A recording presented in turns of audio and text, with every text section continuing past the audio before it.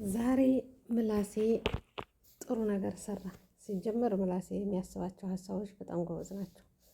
ለእናቱ ለወይዘሮ ሜላት በሰላምዬና ባህና ያደረግሽውን ነገር በድጋሚ እንዳትደግሚ፣ ለሰላም ሀንዬ ደም አንድ ጊዜ በራሷ ፈቃድ ሰጥታት አንቺ ሙችና ሁለተኛ ስጫት ያልሽውን ትረሻለሽ። የዛን ጊዜ የሰላም እናት የሀና ደግሞ አሰሪ ሆነሽ ነበር። አሁን ደግሞ የሀና እናትም የሰላም እናትም ነሽ። በዛ ልጅ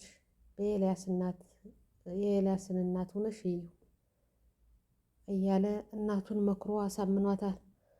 ሀናም የራሴን ህይወት ጀመርኩ በኋላ ስለ ሰው መኖር ትቻለሁ፣ ለራሴ ነው የምኖረው ብላ እንትን ስትለው እሱ በዛን ሰዓት ሐኪም ለሰው ነው የሚኖረው ለራሱ ኑሮ ያውቅ ብሎ ጥሏት ሂዷል። ይሄ ልጅ ምን እያለኝ ነው? ሐኪም ለሰው ነው የሚኖረው ያለ ለምንድን ነው ብላ እሱ አስተምታታ መጨረሻ ላይ ግን ገብቷታል ማለት ነው። እና እውነቱን ተናግሮ ወደ ክላስ ነበር የገባው።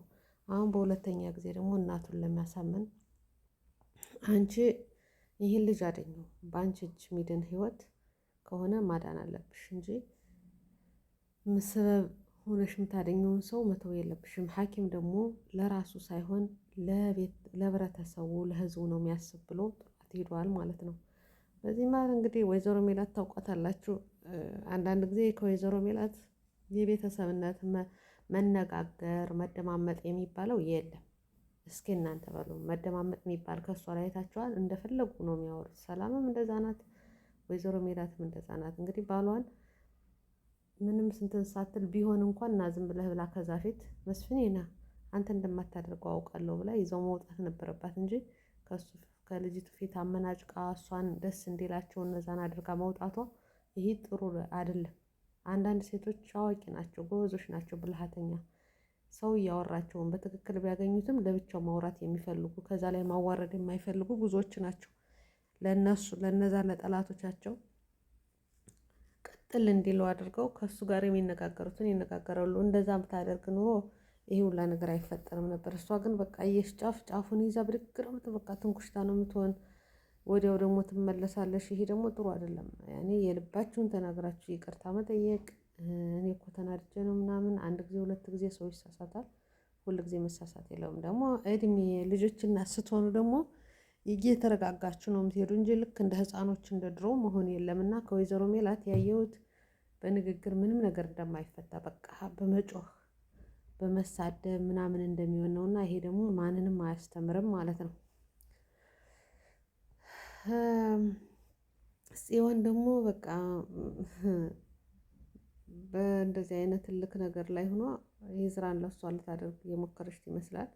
ይዝራም ያው ውልውል ላይ ነው ያለ። እንግዲህ ሀንዬም ተፈቅዶላታል ወደ ደሴ ልትሄድ ነው ማለት ነው። ከዚህ ላይ ቅዱስ ምን እንደሚል ልንገራችሁ። ቅዱስ ሂዶ ሀናዬ ሀንቾ እያለን ሲስላት ደግሞ አንተም እወድሻለሁ እንዳትለይ ብቻ ቅዱስ ትለዋለሽ። የደላው ገንፎ ያንካል አሉ ብሎ ተረተረተባት። ምን ማለት ነው? አይ ብቻ ዝም ብለሽ ይቅርታ ልታደርግልኝ ፈልጌ ነው። ምንድን ነው ይቅርታ ማደርግልህ ንገረኝ እስኪ ስትለው ጽዮን ያንን ኤልያስን ደውላ እንዳመጣሽው ታውቂያለሽ። እሱንማ ሰማሁ እኮ ቁጥሩን ከአንቺ ወስጄ የሰጠኋት እኔ ነኝ አላት ማለት ነው። ከዛ ይቺ ልጅ እኔ አንተን ከፍ አድርጌህ ነበር። አንተ አየር ላይ ያለ ፍቅር የኔ ደግሞ ምድር ላይ ያለን ፍቅር ለማፍረስ ለምንድን ነው እንደዚህ ያደረግከው ብላ ትወርድበትና ካዳመጠሽው በኋላ ትክክለኛውን ሲነግራት ተበሳጭታ ጥላው ትነሳለሽ። እኔ ካንተ ይሄን አልጠብቅም ነበር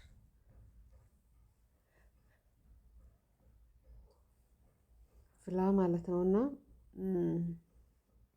አሁን ኤላስን ይዛ ወይዘሮ ሜላትን ፈቅዳላታለሽ። ምላሴም ምክር ለሁለታቸውም ለእናትም ለእህትም መክሯል። ኤላስን ይዛ ደሴ ልትገባ ነው። ኤዝራ ደግሞ እሱን ይዘሽ ደርሰሽ ስትመለሽ አታገኘኝም ብሏል። እሱ ጋርም ስትገናኝ ያደረገሽው እኔ ያንተን እንትን ሰምቼ ምቀር ይመስልሃል? ያንን ነገር አብሮ ይሄዳለሁ የምትለው እንደማይሆን እኮ አውቃለሁ። ግን እኔ እንኳን አንተን እናት አባቴን የእናት አባቴን ብቻ ነው የምሰማ ብላ እንግዲህ ለይዛም ፎክራበት ሄዳለች። ግን በኃይለኛ ፍቅር ላይ እንደተጠመደች ነው የሚታወቀው ማለት ነው። የዝራ ደግሞ አሁን ቅዱስ ጋር ተደጋጋሚ ሲያዩ ያች ልጅ መችስ እንትን ብሎባት የዝራ ከቅዱስ ጋር ፍቅር ወይዘሮ ሜላት እንግዲህ ትንኩሽታ መታለች ማለት ነው።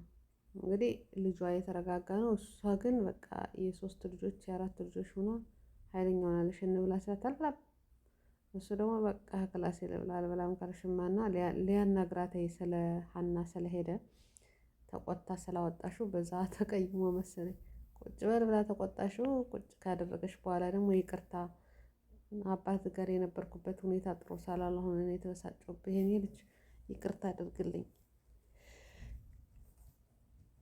የትናንትናው እኮ ትናንትና ነው፣ ዛሬ ደግሞ ሌላ ጊዜ ነው ይላታል ማለት ነው። ይቅርታ አድርገልኛል የኔ ልጅ እኔ ይቅርታ ሲጀመር አልተቀየምኩሽም ይላታል። ከዛ መሀል ላይ በይ እንግዲህ አላጎርሲ ስላት ኧረ እጅን ታጥቤ አብረን እንበላለን ተባባሉና ያንን ምግብ በይ ድንብላልን ምግብ እንድትጨምር ንገሪያት ተባባለው። ከዛ ትናንትና ለሀንዬ እንግዲህ ትናንት ተቆጣ ወግድልኝ ብላ ያወጣሽውን ዛሬ አንድ ትረት ነበረ። የእናት ቤት እናቱ መጨረሻ ላይ ድስቱን ውልውል አድርጋ በእንጀራ ያችን ለምዶ ነበር አሉ ይበላል። እሷን እንግዲህ የድስት ውልዋይም ትባላለሽ ወጧ ስታልቅ ውልውል የምትበላና እሷን ልምድ አለው ከልጅነቱ ጀምሮ እናቱ ስለተለመደ መቼም ማደግ እንትን አይልም። አድጎ አግብቶ አማቾቹ ቤት ተጥሪ ተጠርቶ ሄደ ማለት ነው። አማቾቹ እንግዲህ ቅልጥሙንም ዶሮውንም በፊት ለፊቱ አማች ክቡር ነው ታውቃላችሁ። እንዳሁኑ በማንኪያ ፍስስ አይልም የነበረ በእንጀራ እየነካችሁ በአይኑ እንጀራው ወጡ የሆነ በፊቱ ቢያደርጉለት ምንም ይበላ ጉድ አይደለም። ዝም ብሏል ቢባል ምንም በቃ ፍንጭክ አይልም። ከዛ የጨነቃቸው አማቾች ድሜቲቱን ራሷን ላጭተው ይዘውለት መጡ ማለት ነው። ምንም አይስቅም። ከዛ ምንድነው ነገሩ ምን ሆኖ ነው ሲባል እናቱ የድስት ውልዋይ አስለምደዋለሽ። ምግብ የበላ የሚመስለው ድስት ንብስ ተደርጎ በሚሰጠው ነገር ነው፣ ካለበለዚያ እንትን አይልም ልምድ ሆኗል ሲባል ለቀላሉ ነገር ብላ አማት ድስቲቱን ወልወል አድርጋ ፊት ወጣ አላረገችለት አሉ። ከዛ ያችን ጉርስ አረገና አለ ምን ሆነ ነው የቀድሞይቱ ድሜት አስቃይ ይሄ ምን ሆነ ነው የቀድሞ እንትን ያላችሁት አስቆይ እያለ ውልዋዩን ከበላ በኋላ መሳቅ ጀመረ ይላሉ።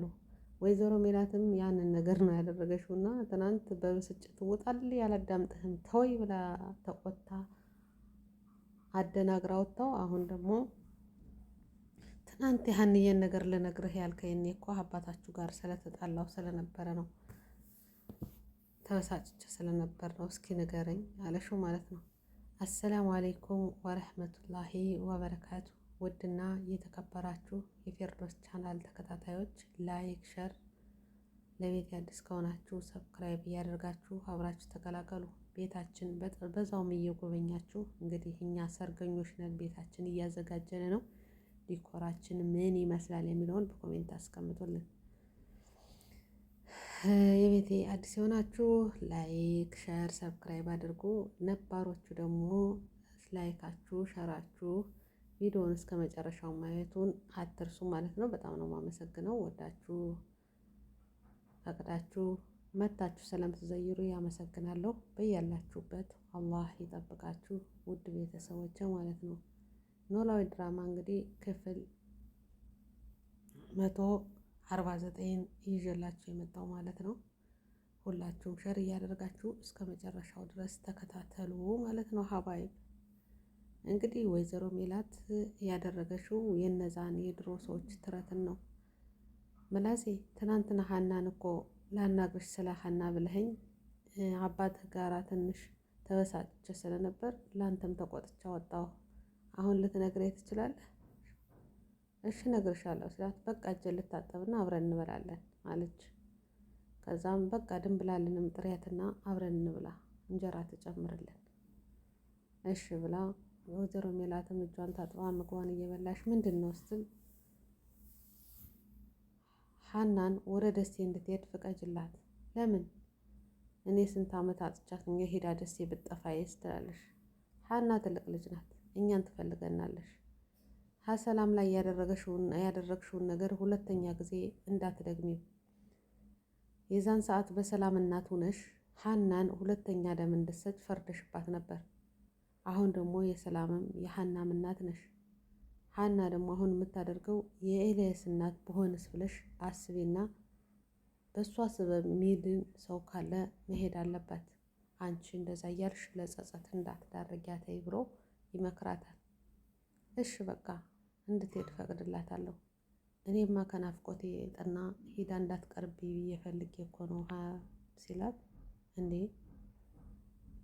ሀና እኮ ትልቅ ልጅ ናት፣ በራሷ ጊዜ እንትን የምትል መውጣት ከፈለገሽ ግድ ደሴ ሳይሆን ከዚህ ሞታ መኖር ትችላለሽ። እንደዚህ ደግሞ የተጣበበ ነገር ቁጥጥር ያለበት ነገር ደግሞ የፊተኛው አተዳደጓ ይሻለኛል ብላ የምትመርጥበትን ነገሮች ማመቻቸት ነው የሚሆንብን። እሷ በፈለገሽው መልኩ መሄድ አለባት። መጥፎ ቦታ እስካልወደቀች ድረስ በፈለገሽው መሄድ አለባት። እኔ ወንድሟ ደግሞ ከጎኗ ነኝ።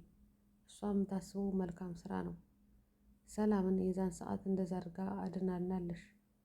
እህታችን ሰታነ እህታችን ሆና እህቷን ደም ሰታ እያወጣሽ ላንቺ ደግሞ ጆሮ ምንም ሳያውቅሽ ለሀንዬ ሲል ላንቺም ደም ሰጥቶ እንድትተርፊ ያደረጉሽ ለሰው ሲል ነው። እና እሷ ደግሞ ኤልያስን ማዳን አለባት።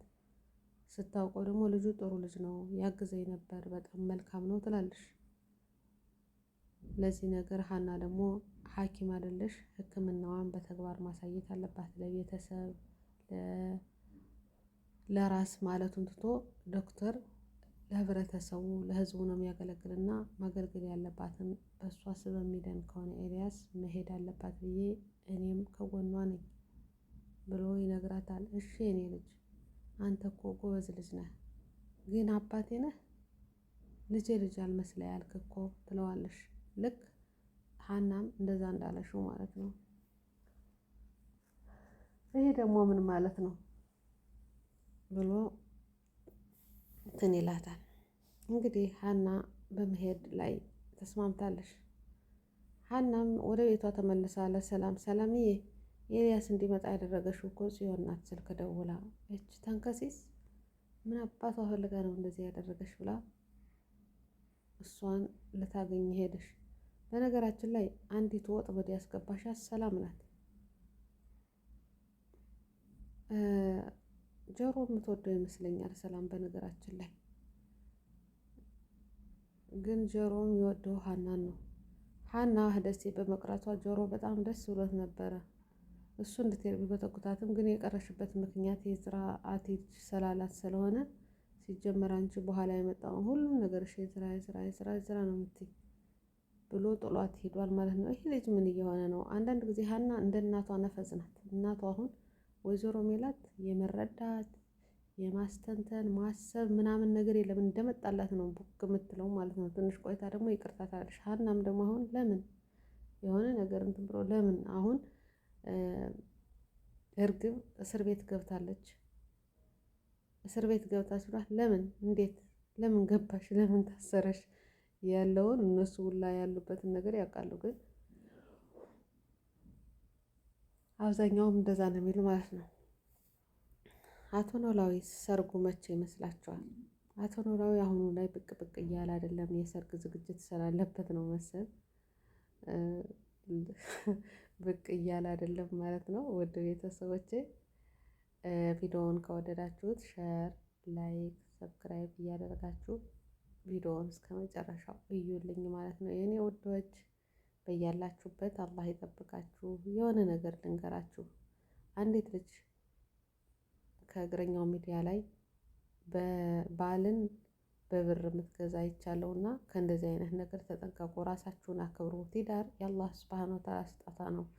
እናት አባት ተጠይቆ እሺ ይሉኝን አይልኝም ተብሎ በክብር የምታገቡት ትዳርና ዝም ብሎ በወሬ እንትን የምትሉት እንኳን እኩል አይሆንም። ጭራሽ ደግሞ በብር ተገዝቶ ትዳር ይሆነኛል ብላ መጀመሪያ 2005 ከዛ 3000 ከዛ እሱ ደግሞ እንትን የሰርግ ተብሎ ተሰጠ። በኋላ እነሱ ደግሞ የስልካቸውን ሲያጠፉብኝ በንዴት ሌላ ቦታ ገብቼ 250 ሺህ ከፍያለሁ። 50 ሺህ የትኬት ተብሎ 200 ደግሞ የትዳር የባል መግዣ ብዬ ግን ሁሉም አልተሳካልኝም። ተናደድኩኝ ብላ ወጥታ ስታወራ ነበረሽ። እኔ እሷን ልተችም አልፈልግም፣ ግን እኛ የምንመለከተው የምናየው ልጆች ከእሷ ምንድን ነው የተማርነው? እሷን መተቸትም አያስፈልግም። ጤነኛ ናት አይደለሽ የሚለውን አጠራጣሪ ስለሆነ እናንተ ከእሷ ምን ተማራችሁ? ከዚህ ውስጥ ያላችሁ ልጆችም ተቆጠቡ። ባል በብር አይገዛም። የትዳር አጋራችሁ የትዳሬ አጋር ትሆናለሽ፣ እሷም የልጆች እናት ትሆናለሽ፣ የህይወቴ የምንመራበት ይሆናል ብሎ ራሱ መርጦ እናንተ መርጣችሁ ይሆነናል ብላችሁ መክራችሁ ያላገባችሁት ባል በገንዘብ ተገዝቶ መጥቶ ባል ይሆናል ብላችሁ የምታስቡ ሰዎች ራሳችሁን ፈትሹ ማለት ነው። እና እኔ በጣም ተናደድኩ። መሳደብም አልፈለግኩም። ብዙ ሰዎች ትሳደባላችሁ፣ እኔ መሳደብ አልፈልግም። ልጅቱ ግን ምን ውስጥ እንደገባሽ የባላባዚ ያለባችሁ ሰዎች ትዳር አይጠላም፣ ደስ ይላል። ግን በዚህ መልኩ የመጣ ትዳር ሳይሆን አዳር ነው የሚሆንባቸው ማለት ነው። እና አዳሩንም አላገኘሽውም። ዝም ብላ ገንዘቧን አወጣ በራሷ ገንዘብ ብሯን አክስራ መጨረሻ ላይ እስር ቤት ገባ ተባለ። ስልኩንም አጠፉብኝ። ስድብም አለው። አዝሮ ሰደቡ። ባይሰድቧት ነበር የሚገርመኝ። የማታውቀውን ሰው ቲክቶክ ላይ ስልክ ቁጥር ትዳር አገናኝ ነይ ካሉ ድረስ ሰታ ገንዘቧን እያወጣች በየጊዜው የዚህን ያህል እያሉ ሲያሞኛት እየሰጠሽ የነበረሽ ሴት ባይሰድቧት ነበር የሚገርመኝ። እና እናንተ ከዚህ ምን ተማራችሁ እህቶች? እስኪ ንገሩ። ምን አስተማራችሁ? ቪዲዮውን ላስገባው ነበር ግን አያስፈልግም ብዬ ነው የተውኩት።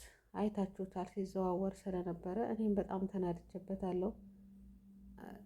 ታሳዝናለሽ ምናምን፣ እኔ አላሳዘነሽኝም ማለት እንዴት በገንዘብ ሲጀመር ሀምሮዋ ላይ በገንዘብ ገዝቼ ባላደርገው ብላ አለሁ ብላ ብቸኝነት ሊኖር ይችላል።